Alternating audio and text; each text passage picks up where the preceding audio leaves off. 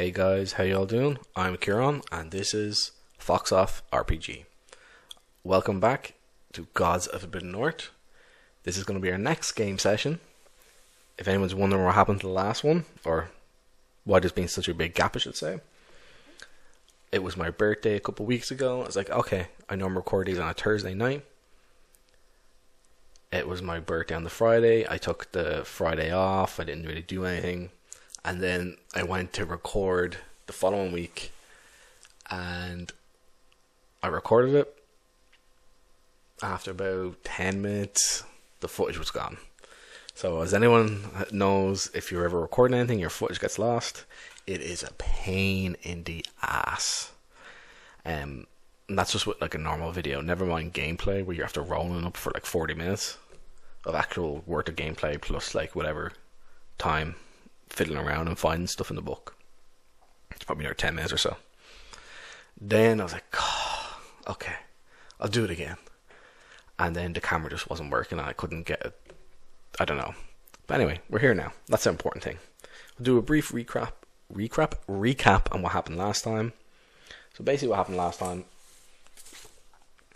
our party were destroyed after our friend was killed. Halfo The Halfling. Oh, I miss him already. So we went off to the Mammoth Inn, the Black Mammoth Inn. The owner there said there is someone there we should meet.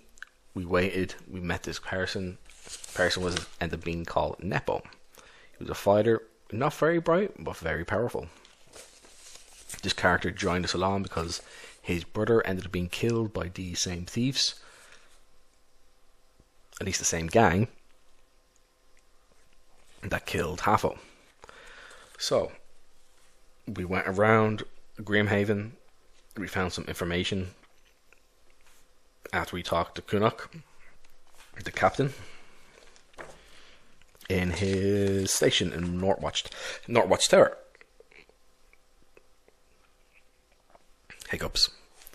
So yeah, we went to Northwatch Station. We found Kunuk. This Kunuk is the captain that we found.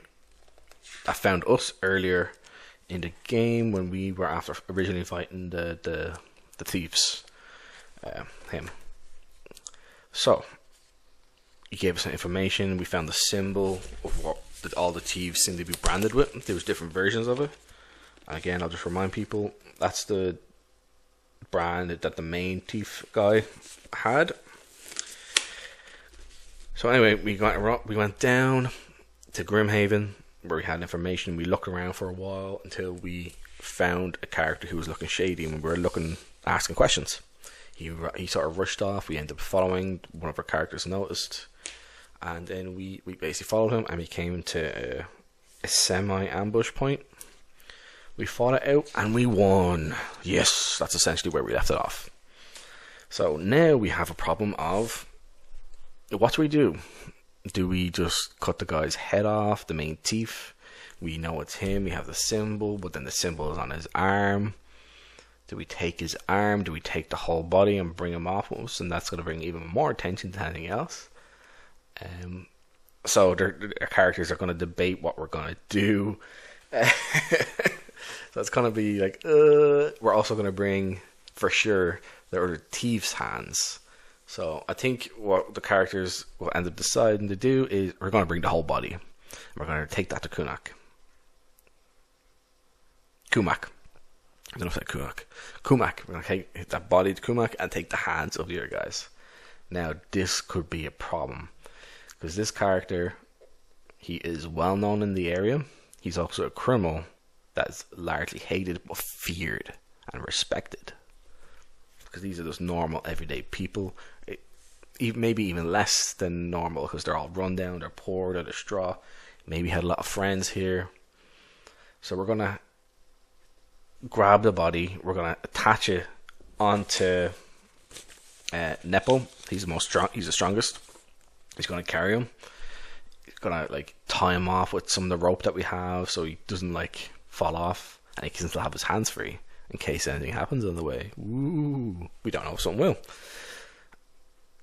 We have the Baron's going to then cut off the arms that have the brand of the other thieves that attacked us. And also, when we were doing all this, we searched the bodies. I've already rolled up like the treasure we found and the XP. So for the XP, I added the XP from this and the previous ambush, and same with all the gold and silver.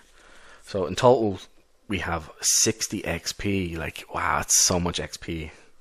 In this first part of the game, I think the total of XP is very low, and I'm adding in a counter.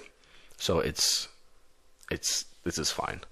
We have 40 EP. I looked up in the EP. 2 EP is basically 1 gold.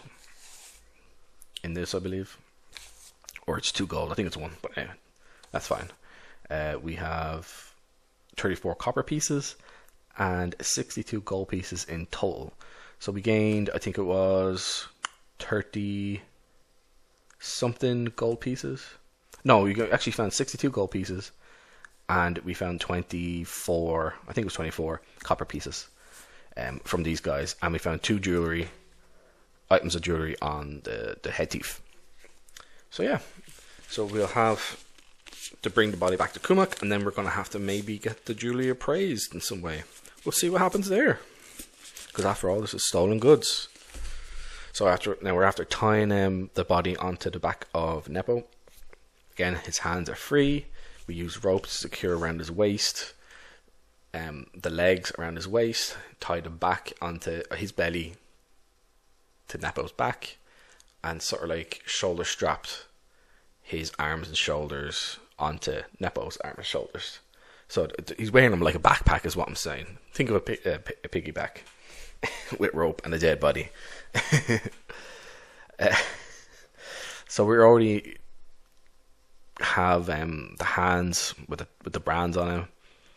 Baron then takes one of their shirts, puts the arms into it.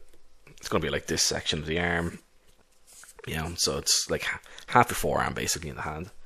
Throws the 4 of them in there, and then they start making their way back out of Grimhaven, and we're trying to make it up to Kumak's station in Northwatch. Now this is going to bring a lot of attention. Now as we're walking out of Grimhaven, you're going to see a lot of people giving us way like dodgy eyes, like what the hell happened? Oh my god! You can hear them whispering, "They killed him! They killed him!" And you see a lot of angry faces and a lot of like people who are clearly happy. They were scared, they were fearful of everything that's going on, but they're trying to not look too happy. Because there's nothing worse than looking too happy when you're after killing the local big bad who's got to run in the place. At least as far as we know. There could be more. Ooh, let's find out. So then after we're getting out of Grimhaven, I think that's going to lead us into... Let me just find the exact place. Yeah, so we're down in Grimhaven. We're going to make our way up. I think North Station is up this way. It's up towards the top up here.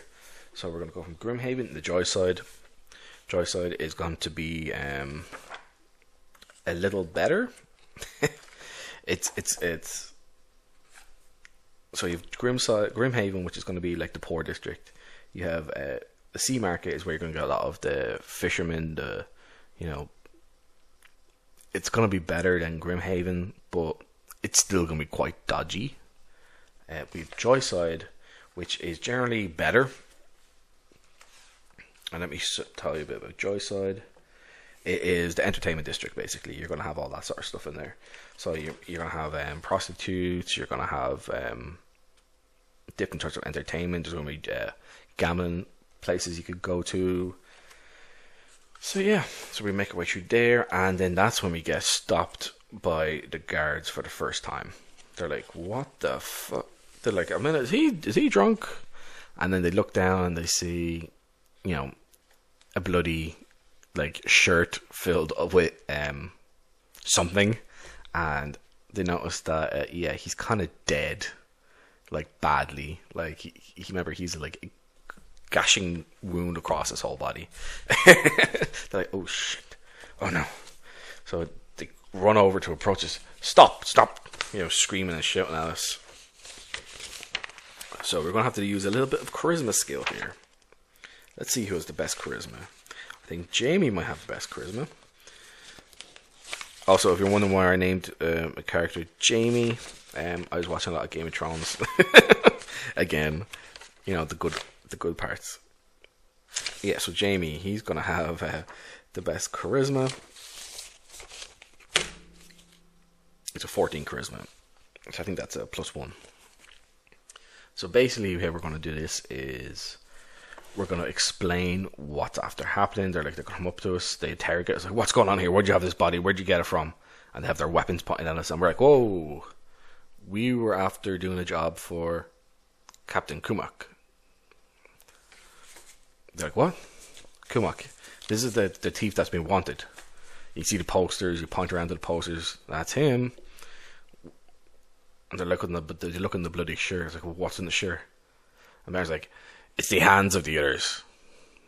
Hands? Others? What the hell? They're like, what's going on here?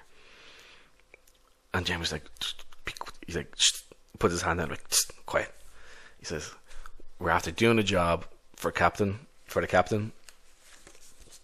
He wanted us to either capture or kill the thief who's been taken over Grimside. He's been robbing a lot of people. He killed one of our friends. We're heading over to Kumak now. And this is going to seem pretty believable, but they're going to be very wary. So there's going to be 4 guards, and they're going to escort us to make sure we're going there. So you have 2 of them in the front, and you have 2 of them in the back. The rookie's in the front, of course. The new guys always go in the front. So the rookie's in the front, and they're going to escort us, and the 2 in the back have their spears out, pointing at our backs. So if anything happens, you know, we're going to get shivved, essentially. So yeah, I'm not going to run anything for that. It seems reasonable. There's posters around for this person all over the town and city. All over the city. Everyone knows who he is. But the problem has always been finding him and getting people to come along to give the information now. So these guys are going to give us, they're going to lead us on to Northwatch Station, which is quite a bit away. So I'm going to say it's going to take about 15 minutes in each section to get out. So we were down here in Grimhaven, we walk up over here, maybe a little longer because we have the body and we're like being more cautious. Then we get into Joyside, so about, you know, we're just into Joyside like a few minutes in, and that's when we meet the first guards, and they're going to escort us up. And this is like, I think we said we left it off around, was it 3-4 o'clock, something like that. So you say it takes about 45, 55 minutes. We'll say an hour. It takes an hour to get up to the Northwatch Station. So, excuse me, and there we go. Northwatch Station. Now, we already know that we need a Delver's license. So maybe we can source something out because it's very expensive. It's like 500 gold, and we don't have a lot of gold at the moment. We only have, what is it?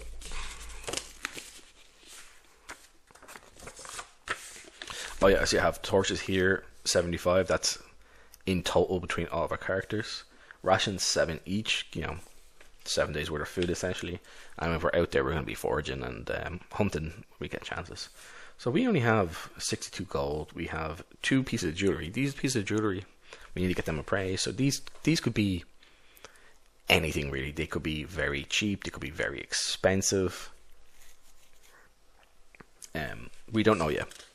We're going to have to roll that up later on at some stage. We probably won't do that in-game for a few days. We're going to have some other stuff to do.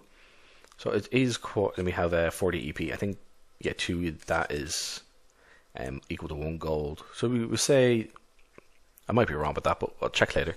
It's not a big deal. So we'll say we have 82 gold and 2 pieces of jewelry and a little bit of copper. That's essentially what we have. So we still don't have a lot. Now we know we're going to get more gold when we get to North Station. Let's see how that works out. We already had an agreement. 400 for them alive, 200 dead. Now we also have some extra bonus points, I'm going to say, for the arms, like the forearms of the other guys. So we make it into Captain Kumak's office, and he's like, what's going on here? And they're like, And of course, Baron is the first one, the shadow. We got the bastard! And then Nepo's like, yeah. He's so happy, you can see he's excited. He's grinning the whole time. Like he still has that bloodlust going on, and he's happy he has gotten at least partial revenge for his brother who was murdered. So then the more reasonable two are going to take over the conversation for now, because Baron is very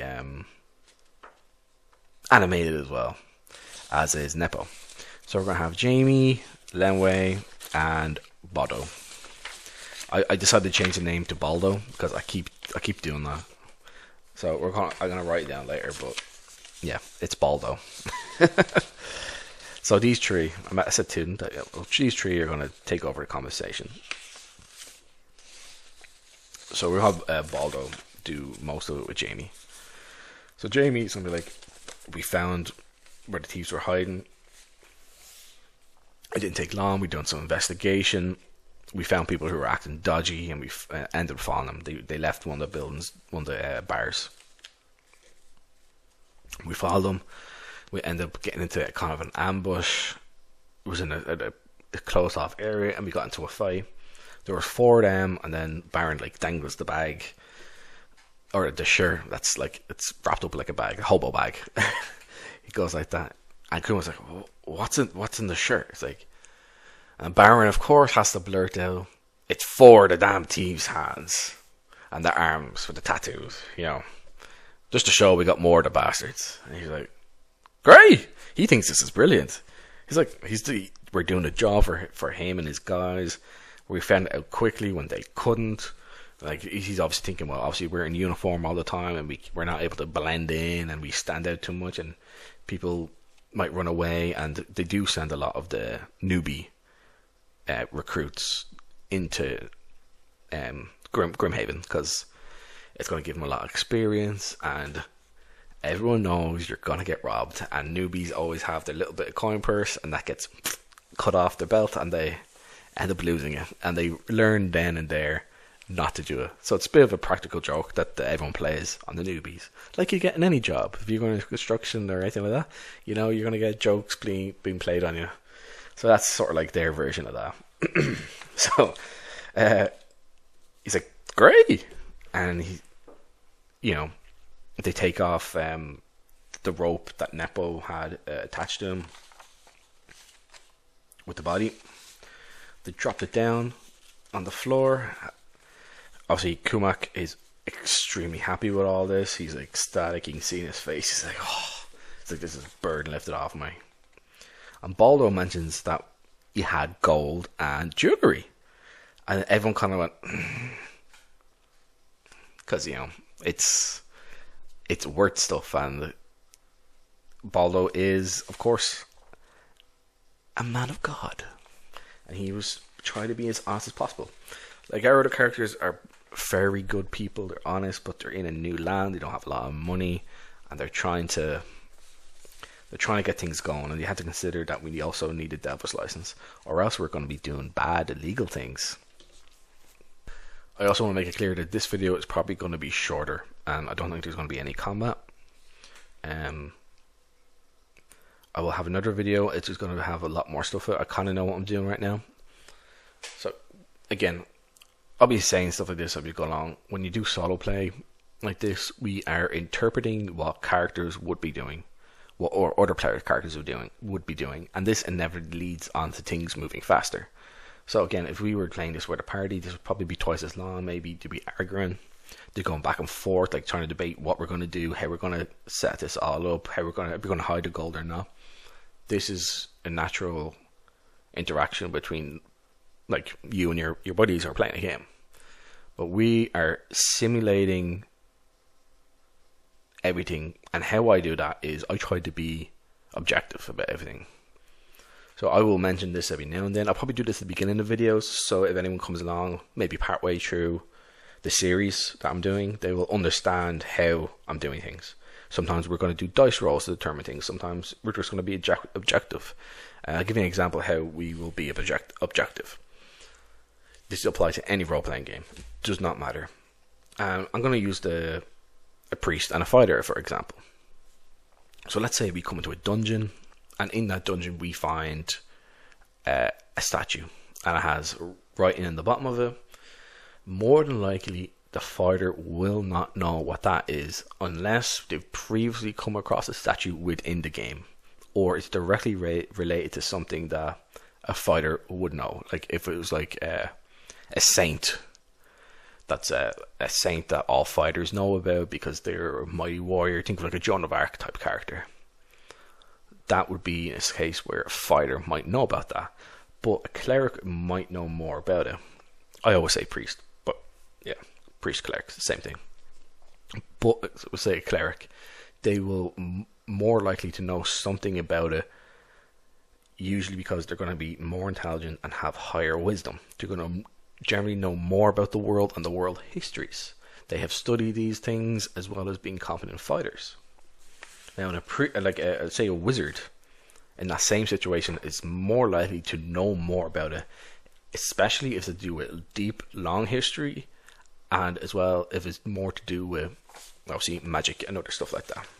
Anyway, I just want to say that I'll be doing stuff like that at the beginning of some of the games from now on, just so again, if there's any new people. Anyway, so we dropped the body on the floor like we said. Baldo came out and said we found jewelry, and Kumak was like, okay, well, we don't know who the jewelry belongs to. We have a list of people who've been killed off, and yeah, he's like, yeah, consider that a bonus. So Kumak looks at us and says, so we agreed 400 alive, 200 dead. We nod in agreement. He says, okay. He goes over his coin purse in the drawer, and he's like counting up the gold pieces. He's like, okay. And then he gives the gold pieces, and he gives them to Baldo straight away. Oh yeah, I want to say about the gold here. This is our party's collective gold and items. Our characters do have some gold and other pieces on them. I'm pretty sure I've said that before. Like Baldo here, he is 10. Lenway is 23. But Jamie has 10. Baron is 20 left. I actually think he's 18 left. And Nepo has 15. We also dipped into, when we were paying for the ceremony for Halfo, we did dip into our collective, and this also includes the gold that he would have had on him when he died. So it's everything really. Just make that clear to everyone again. So he gives us the 200 gold, and then he counts out some more. And we're all like, huh? What's this? They're all like, what's this? So he's going to give us 10 gold pieces for each arm we have. So we have 4 arms. He gives us 40 gold pieces. And he says, this is for the extra guys you get rid of. You've done a great service to this town. Come back to me in a couple of days, and I might have more jobs for you if you need it. And we can sort out something. Because he says, I know you want to go out, get the Delvin license. Maybe we can sort out an arrangement. Now, of course, our party members, they're ecstatic. They're happy. We've just made a major connection in the town, the city. We're just here a few days. Well, Jamie's been around a while. He knows some more people. Like remember we're saying he worked in the docks in the previous episode, so he knows some people in the docks in the sea yard area. He stays in the same Seamouth Blackmouth Inn. We now have 240 gold plus what we have here. We have the jewelry. So our characters are pretty dead. You know, the adrenaline's after wearing off. Like, you know, we're in a new land. It's very cold. Even on a nice day here, it's going to be cooler. They're not used to that. They're from southern lands. You know, everything south, like in Game of Thrones, everything south of the wall is the south. Is warm, even the cold places. So what we're going to do is we pick up the gold, we put it in our coin purses, we divide it up equally. That's how we always do things. I'll just have everything in the book because it's easier for me to keep track of. And if someone dies, what I do is, so say if we're out adventuring and someone dies and we're not able to pick up their gold, we assume the gold is equally divided between them, plus whatever they had on their characters from the character sheet. Again, Jamie has 10 gold. So we would divide, say if Jamie died, for example, we would have the gold that we have in the book divided equally between the party members plus Jamie's 10 gold. And if we're not able to get that back, that's gone. And like maybe we come back the next day and the body be gone, maybe wolves ate him, maybe all the gold's gone, we might have some of it left behind, or if we're in a combat with people, that's where that would be. So basically what's going to happen now is we're going to head back to the inn. Oh no, you can't watch that. Yeah. And by the time we get back to the Brickman within, we're going to say to the... Excuse me. So by the time we get to the Brick Mammoth Inn, we open the door and like people in the area as we're walking by are sort of looking at us and like whispering like, "That's them. They got him. They got the thief." You sort of hear them, but you're not really able to hear. You think you know what they're saying, but you're not really sure, you know. So we get into the inn, and Selinia, I think that's how I pronounce it, Selinia, it said to us, "How the fuck did you get this guy?" And we were like, "What?" And the character was like, what? You heard about that? Heard about it? Everyone bloody knows about it. You need to keep an eye on yourselves. This could be bad for you guys. I mean, it's great. You're after making a name for yourself, but the problem is you're after making a name for yourself. So this is something we're going to have to keep an eye on. Like, maybe there's going to be angry people. Maybe he has more guys out there. Out in the wilderness, out there robbing people on the roads. You don't know. Maybe there's more people in the city. This is the stuff you have to think about when you're solo playing. Because again, if I was being a GM, that's what I would do. Like, you got rid of a bad guy in a city who is known for, he's a murderer, he's a thief, he's an extorter, he's a criminal. So that's the kind of things we need to keep an eye on. We have to remember this. So we do interactions with other people who may or may not be dodgy. We might have to roll or determine in some way that these people might be associated in some way with those guys. I actually completely forgot the fella's name. That's why I'm calling him the thief. Let me look it up. Just give me 1 second.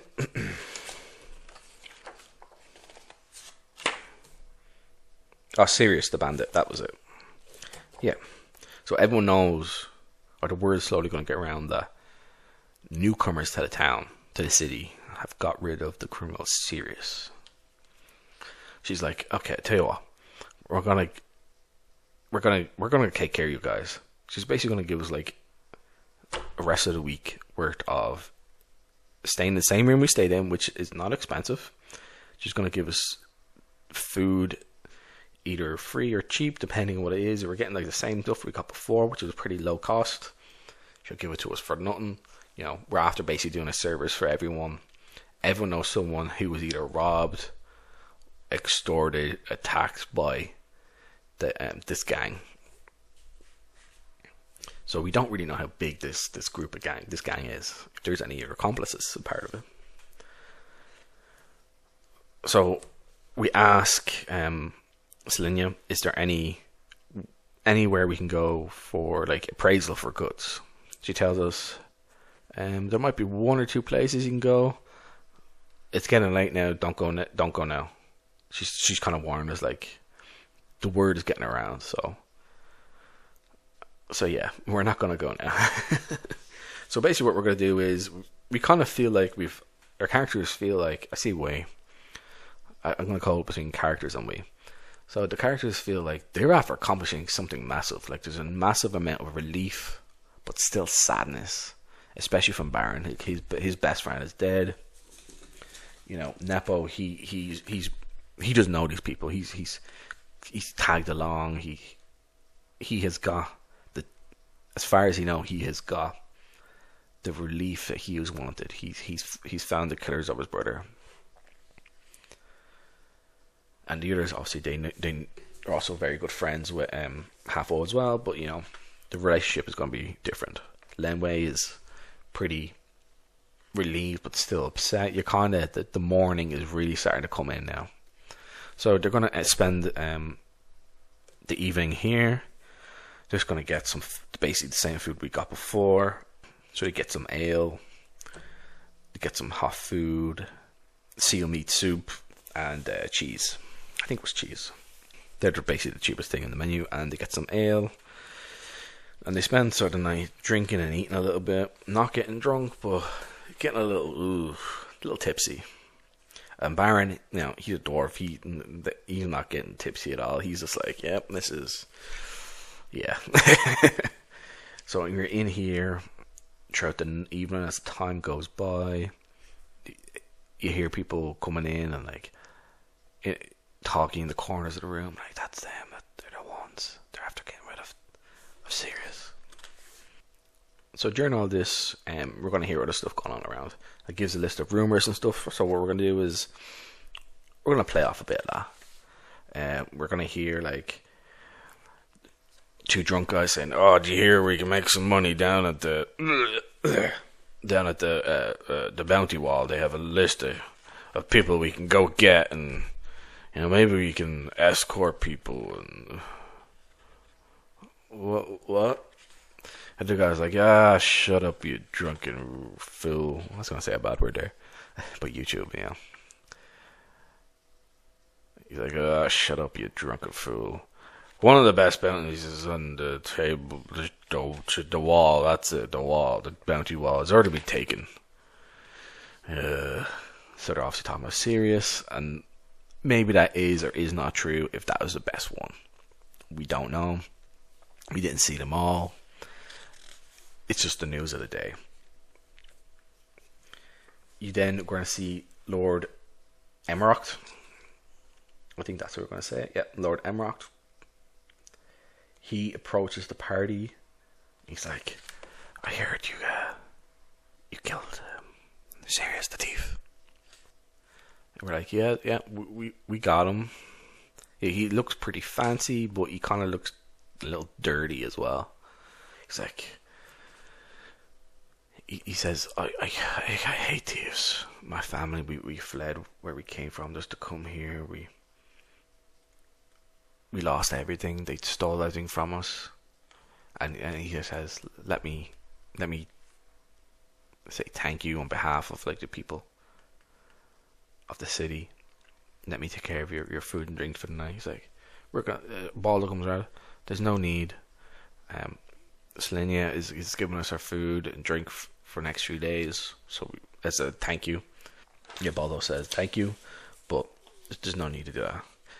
He gives like the blessing sign. He said thank you anyway. It's generosity and kindness is a thing that's rare in this world, and even more in this strange land both of us are new to. Now this guy is probably gonna come up again in another game, so I just want to let everyone know that we'll definitely be using him. So yeah, so we after eating and drinking throughout the night, we're after hearing lots of like people talking about us. Word is getting around. This is not necessarily a bad thing, but it's also not a good thing. We don't really know because we're new here. We don't really know anyone. And Nepo, he knows most about this place than us. He's pretty much kept to one district though. He's trying to find information, and that's mainly because that's the district where his brother died. And so that's where he's working the docks in the seaport. So we're after staying there, and Nepo's after staying the night with us as well. And he's like, in the morning, he says to us, "I know you guys don't really know me that well, but I've got my vengeance from our brother. I've nothing left. I can't go back home. Can I stay with you guys? We've only been knowing each other for a day, but we fought side by side. We need. I feel like I can we could be able to trust each other more and more. We've already had a fight, we've defended each other.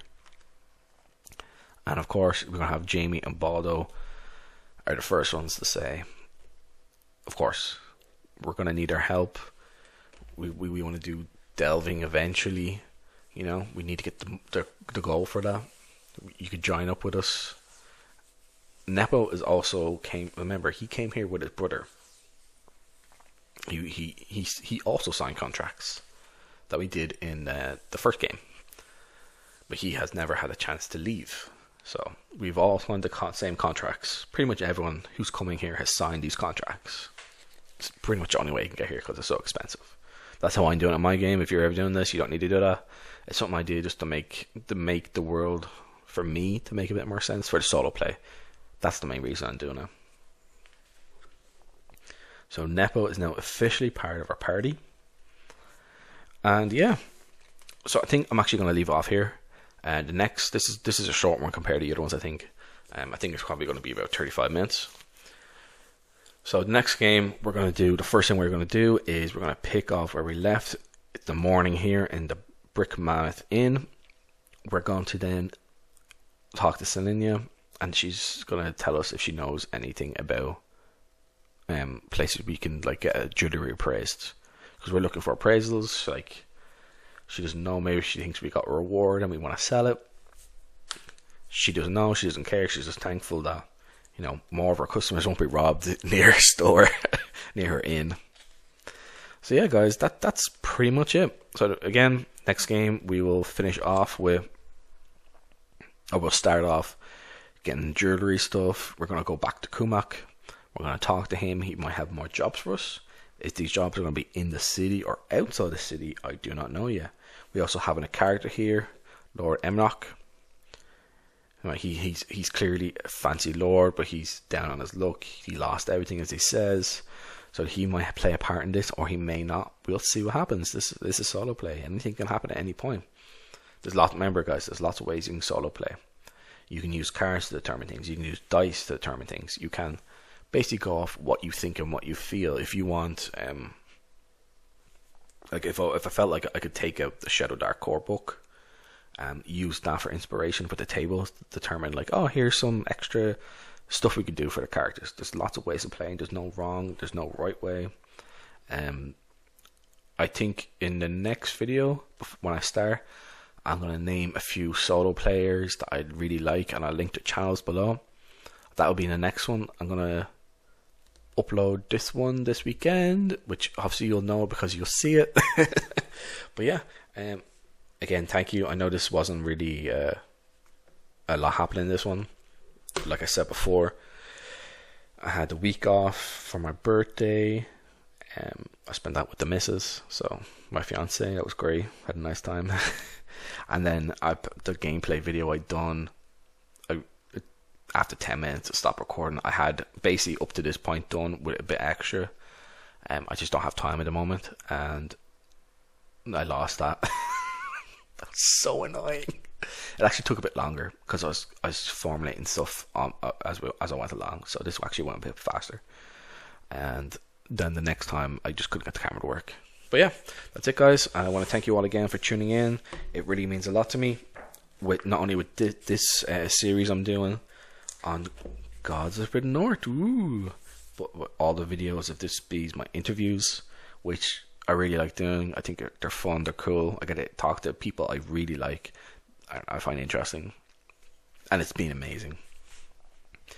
So yeah, and also, of course, like my look at and reviews of products. So having more coming up soon. I'm actually going to have another one. Maybe I'll have a few videos up in the next coming days, and next week I'm going to have another interview. I'm going to have an interview after that as well. Yeah, so I have in the coming days I'll be posting up my interview I done with the one and only Chubby Funster. And then the following week I'll be having, or this coming week, I'll be talking with the guys at Black Lodge Games. They're the two interviews I will have up, and then we'll be doing. And then I'm going to have another video. Well, I have a few videos on looking at Kickstarters and stuff I've backed and what I think what you guys might like. And then I have a video on basically, it's gonna be shadowdark related, and I think I'm gonna call it essentials for shadowdark. So in that video, I'm gonna talk about books that I think are, for me personally, are essentials for gameplay. This can be for brand new players, or it can be people who've been playing a long time. Some of the books I've looked at previously on the channel are going to be part of that. Some of the ones I haven't looked at will also be a part of it. I'm also going to have like another section in that video. Is going to be like, well, I'm not sure what I'm going to call it, but basically extra stuff you could include. Now the reason I have that in there is because these are books which I think most people will find useful, and the degree of what you think is important. So maybe if in the second part, it's going to be on the one video, but like in the second section of the video, you might like this stuff more than what I have in the main part, because it's all personal opinion. And one or two of them are books I've had that I've looked over but haven't used, or I'm in the middle of using. Because I do not like to say, this book is great, you must play, you must use it, but I haven't used it myself. So that's a principal thing I have. I try not to do that. Yeah. Now, if I'm doing reviews, I always try to look at them, read them through, play them a bit, so I get an idea what's going on. If I haven't played it, I will say I haven't played with it. I'll say I've just read through this. I think it's good. It sounds good. The principle, like how the gameplay works, and if it's a game review, I'll say this sounds good. It looks good, or if I think it's bad. But generally, if I'm reviewing something on the channel, it's because I think it's good. I've played with it, I think it's fun, or I've read through it several times. I've created characters, I've created things in it, so I understand the process of it. But yep, I went on a bit at the end rambling, so sorry about that. So yep, that's it guys. Thanks again, and remember, like, comment, subscribe, let me know what you think. It does mean a lot, and it helps out the channel massively. Again, I'll link a description to all the books I'm using. I'll attach my Drive2 affiliate link if you want to use that. That's great. It helps with the channel massively, and enables me to get more stuff for you guys to look at. So yeah, that's it guys. I will talk to you all again soon. Thanks for tuning in. Have a good one.